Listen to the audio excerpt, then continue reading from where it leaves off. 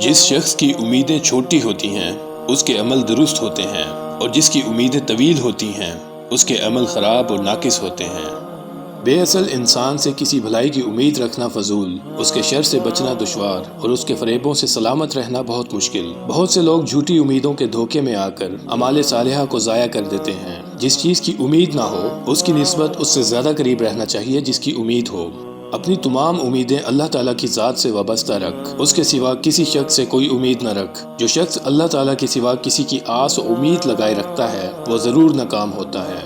جو شخص اللہ تعالیٰ کو پہچانتا ہے اسے لازم ہے کہ اس کا دل اس کی امید اور خوف سے خالی نہ رہے، اور جو اپنے نفس کی حقیقت پہچانتا ہے اسے لازم ہے کہ وہ قناعت اور عفت کو لازم پکڑے رہے۔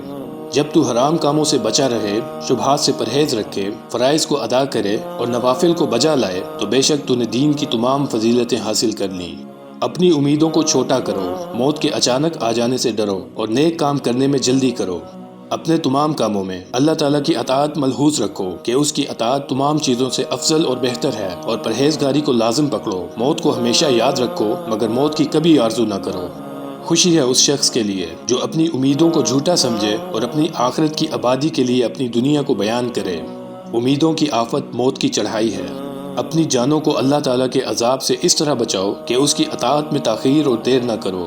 تمام بھلائیوں اور خوبیوں کی جڑ اللہ تعالیٰ کی اطاعت اور عبادت ہے۔ جب تم نیک کام دیکھ کر اس کی طرف جلدی کرو اور برا کام دیکھ کر اس سے دور ہو جاؤ، اطاعت الہی پر کاربند اور اخلاقیات کی طرف راغب رہو، تو سمجھ لو کہ تم محسن اور کامیاب ہو۔